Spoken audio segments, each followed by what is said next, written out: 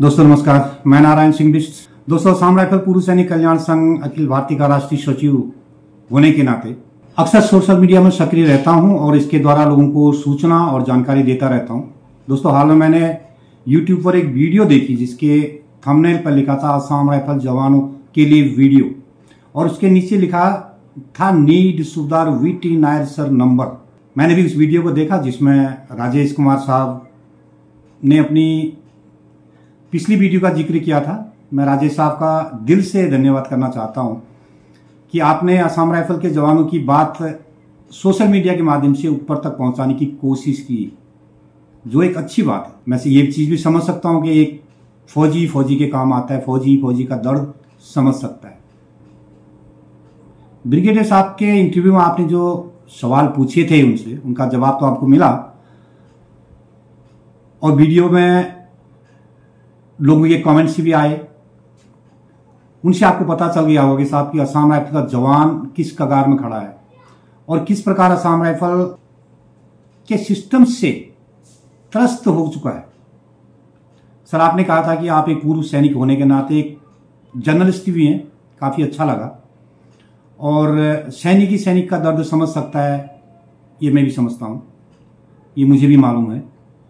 ज्यादा क्या कहूं, मैं भी असम राइफल का पूर्व सैनिक होने के नाते आपसे अपील करूंगा कि जैसे ब्रिगेडियर साहब ने आपके इंटरव्यू में बता दिया था कि 1835 में कसार लेवी के नाम से इस फोर्स का गठन हुआ था और आज असम राइफल के नाम से जानी जाती है, उसके हर पहलू को टटोले और उन सब अफसरों से संपर्क करें जो असम राइफल का नमक खा चुके हैं, क्योंकि आप एक जर्नलिस्ट भी हैं। राजेश सर, जैसे कि आपने बताया कि आपने कुछ अफसरों से बात किया जिन्होंने असम राइफल में सर्व किया कि साहब आइए असम राइफल के मसले पर एक मंच पर बात करते हैं।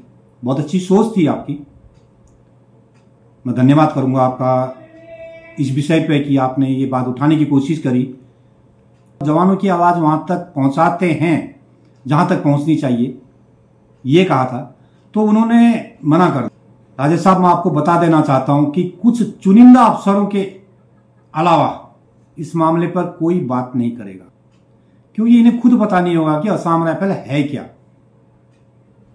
कोई 1 साल के लिए आया, कोई 2 साल के लिए, तो इनके पास असम राइफल के बारे में जानने और समझने के लिए, असम राइफल के जवानों के बारे में सोचने के लिए तो समय ही कहां बचा। 1-2 साल तो छोड़िए, आप यहां तो 3-3, 4-4 बार आए हुए अफसरों को पता नहीं है कि असम राइफल चीज क्या है। अपनी सर्विस का 20 से 25% हिस्सा काटने के बाद असम राइफल CAPF है का नारा लगाते चले गए लोग, लेकिन उनको पता नहीं है कि ये है क्या चीज। हाँ, कुछ अफसर साहब हैं जो कम समय के लिए जरूर आए, वो तब भी असम राइफल के जवान के साथ खड़े थे और आज भी असम राइफल के पूर्व सैनिकों के साथ उनका हक दिलाने के लिए मजबूती से खड़े हैं।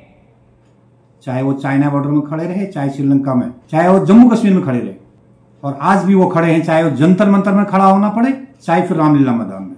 राजेश सर, 3 में से दोनों ने ये तो माना कम से कम जवानों के साथ गलत हो रहा है। आपने कहा था कि मेरा दुर्भाग्य है ये, लेकिन मैं इसको आपका दुर्भाग्य नहीं कहूंगा, मैं ये कहूंगा कि असम राइफल का दुर्भाग्य है। और कुछ लोग घर में आके तो कहते हैं ये गलत है, लेकिन सर्विस के दौरान कुछ नहीं करते।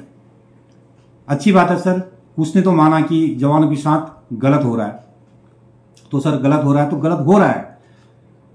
तब नहीं तो अब तो सही, तब आप सेना में थे, तब ACR की फिक्र थी, प्रमोशन की फिक्र थी, लेकिन अब तो कोई फिक्र नहीं है। वास्तविकता को तो सामने लाना चाहिए। वास्तव में चीज क्या है, वास्तव में गलत क्या है, वास्तव में सही क्या है, वास्तविकता को तो सामने लाना ही पड़ेगा। अब तो आपके पास मौका है कि आप जवानों के हक की लड़ाई में शामिल हो सकते हैं जो जनरल कार्निक के नेतृत्व में लड़ी जा रही है। लेकिन क्या कहूं, आगे आप खुद समझदार हैं। मैं बहुत बहुत धन्यवाद करूंगा आपका। मैं आपको बधाई देता हूं कि आपने जो चैनल खोला है, आपका चैनल दिन दुगनी और रात चौगुनी प्रोग्रेस करे और हमारी आवाज को आप रखें खुले दिल से। और आज के लिए मेरा इतना ही है। इस वीडियो को देखने के लिए बहुत बहुत धन्यवाद आप लोगों का। जय हिंद, जय अरेवा।